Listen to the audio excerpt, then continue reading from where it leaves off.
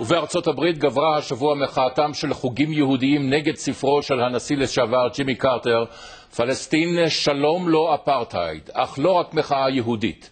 כי השבוע מצטרף למבקרים את קרטר מטיף נוצרי גלן פלאמר מדטרויט, הוא בא אלינו בראשות משלחת של אנשי דת אפרו-אמריקנים כדי להכריז בירושלים על פרס חדש הנושא את שמו של מרטין לותר קינג, מנהיג התנועה לשוויון זכויות לשחורים בארצות הברית. הפרס יוענק בכל שנה בכנסת ב-15 בינואר, יום הולדתו של מרטין לותר קינג. בכך אולי נפתח פרק חדש ביחסים שבין הציבור היהודי בארצות הברית ומדינת ישראל לבין ציבור השחורים בארצות הברית שהוא 35 מיליון נפש, וזאת לאחר תקופה של קרירות ביחסים בין שתי הקהילות הללו. על ספרו של הנשיא לשעבר קרטר ועל דף חדש אולי ביחסי שתי הקהילות שוחחתי עם המטיף גלן פלאמר מדטרויט. I would say that the relations have not been frosty between black Americans and Jews. I think that the relationship between a very small number of black Americans and Jews have been frosty. So if you're talking about people like Jesse Jackson, or you're talking about people like Al Sharpton, they really do not speak the sentiment of the greatest majority of black Americans. And I'm telling you that the sentiment of black America is a love, first of all, for the Bible, a love for God, the God of Abraham, Isaac, and Jacob, and a love for God's people, Jews and Israel. That is across the board in black America. Now, the challenge is, how do we then get Israel and black America to somehow connect in a stronger way?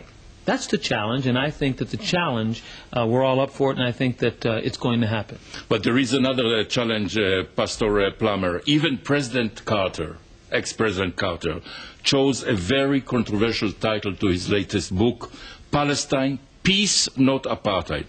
Let's listen to what Mr. Carter told our correspondent in Washington. All right. It has a connotation to the repulsive regime in South Africa. Why did you decide to use such a word? I think that the persecution of the Palestinians in their own land and the separation, forced separation of them from Israeli settlers, and the requirement that they have passes, and the taking away from them of their land by occupation, then by confiscation, then by colonization, and the building of a wall to separate the two, all have the same connotations as apartheid in South Africa. And I want it to be, I think, both accurate and, I have to admit, provocative.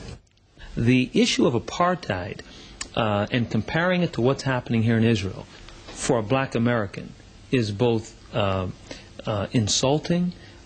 It is, I think he said he's trying to be provocative. Well, certainly he's been provocative. At least in the title of the book. Well, but he also said he's trying to be, I think, accurate, or however he put it. I think that in all due respect to the president, former President Carter, he is not correct that to compare apartheid in South Africa, I was there.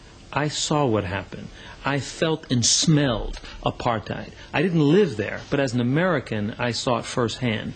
And I've been in Israel many times. I've seen Ethiopian Jews. I've seen Palestinians. I've been to Bethlehem.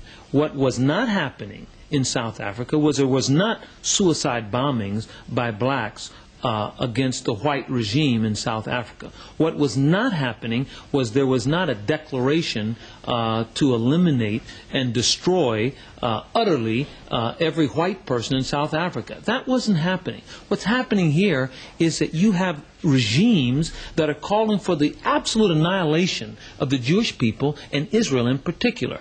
And you have Israel, some would say, don't have a right to defend itself. That's absurd. And so to compare apartheid with what's happening here as a black is frankly insulting. And so not only is it wrong, but the analogy is, with all due respect to President Carter, is an attempt to sell some books. He distorted the picture, in your view. Well, that's like someone or saying... distorting the reality. it's like someone saying Israel is Goliath, and the Arab communities, including the Palestinians, are David, and it is so opposite of what actually is happening. And so clearly I don't agree with it, and clearly I think it's a major distortion of the truth. Will you make a similar statement to your church, to your community in Detroit? Not only will I have, I speak very openly, and you would be perhaps surprised to know that there are millions of African Americans who do in their heart stand with Israel and the Jewish people. There are thousands of black pastors in America who feel very strongly and passionately for Israel and the Jewish people. I was here to announce an award that will be annual here in Israel at the Knesset, and it is a Martin Luther King Israel Award. And Martin Luther King Jr.